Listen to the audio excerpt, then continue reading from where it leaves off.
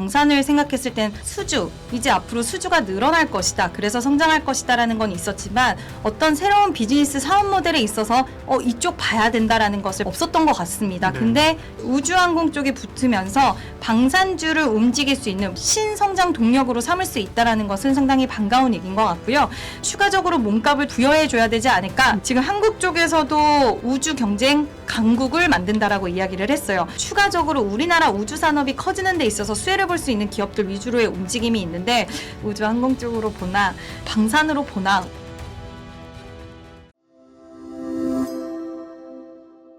스페이스X 얘기 나오면서 이제 꽤 올랐고 이게 기업들이 되게 중복되잖아요. 네. 네.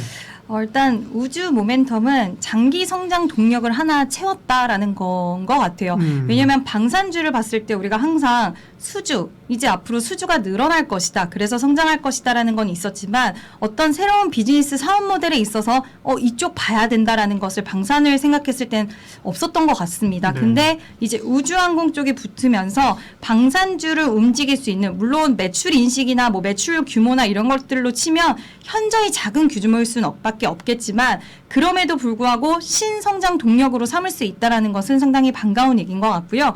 스페이스 X가 이제 실제로 뭐 상장할지 안 할지 아직 시장에서는 의견이 분분하긴 하지만 만약에 성공하게 되면 이제 대형 상장 종목이 상대적으로 제한적인 그런 우주 산업 내에서 밸류에이션에 대한 기준점이 좀 형성이 될 수가 있고요. 몸값이 그렇게 형성이 되면 우리나라 방산 기업들도 이런 거 하는데 여기에 추가적으로 몸값을 좀 더 부여해 줘야 되지 않을까라는 의견들이 형성이 될 수가 있고 지금 대규모 자본 조달을 했기 때문에 우주 프로젝트의 투자라든지 이런 집행 속도 개선이 된다라고 한다면 해외에서 저렇게 되면 우리나라도 이런 개발 집행이라든지 국가 차원에서 좀 더 다양한 이런 프로젝트들을 진행할 수 있지 않을까라는 기대 심리도 같이 올라갈 수 있지 않을까라고 보고 있고요.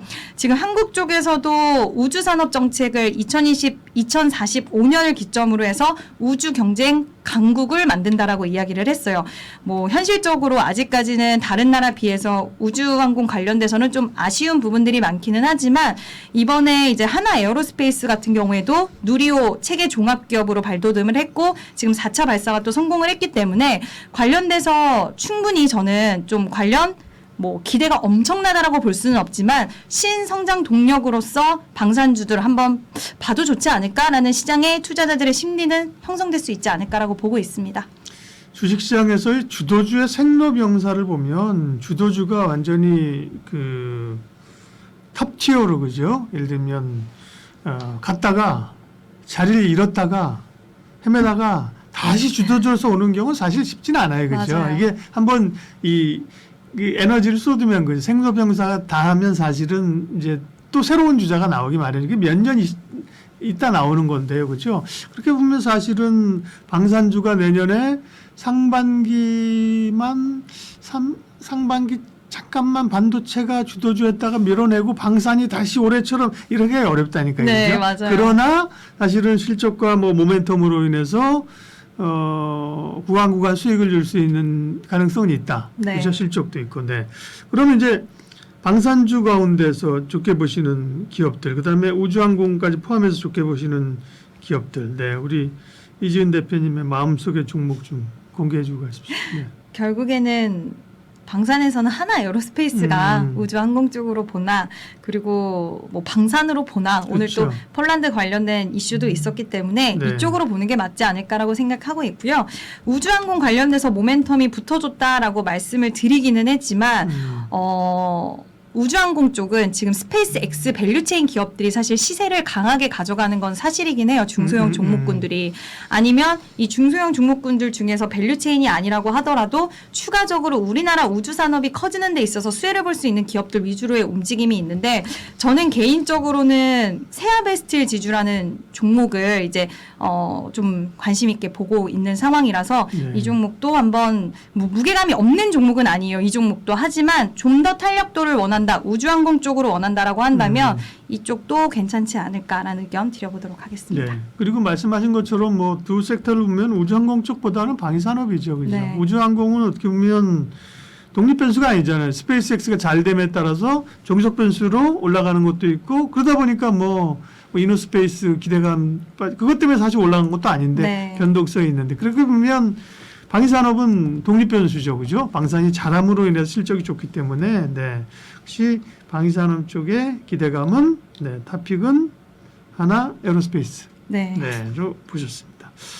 그러게요. 2차 전지나 방산이나 또 뭐 조선도 마찬가지 아니에요, 그죠?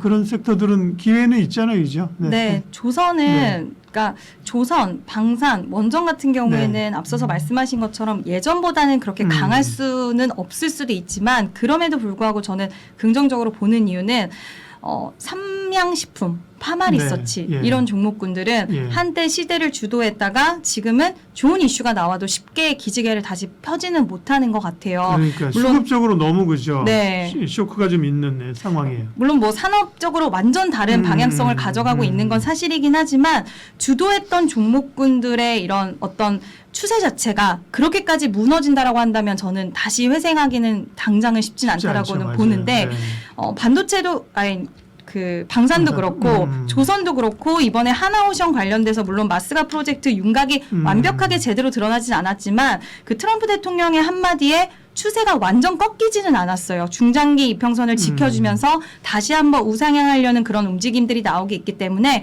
뭐 두산 에너빌리티도 경고가 같이 해제가 됐어요. 그래서 두산 에너빌리티도 지금 횡보를 하고는 있지만 우리가 항상 이야기하는 그래도 힘을 좀 옹집하고 있는 구간인 것 같다. 그래서 조방원 테마는 뭐 조방원 섹터는 내년에 그래도 저는 다시 한번 기회는 실적 시즌에 이제 또 도래를 하잖아요. 그때 어떻게 되는지에 따라서 저는 충분히 아직까지는 기회 요인이 있지 않을까라고 생각을 하고 있습니다. 네.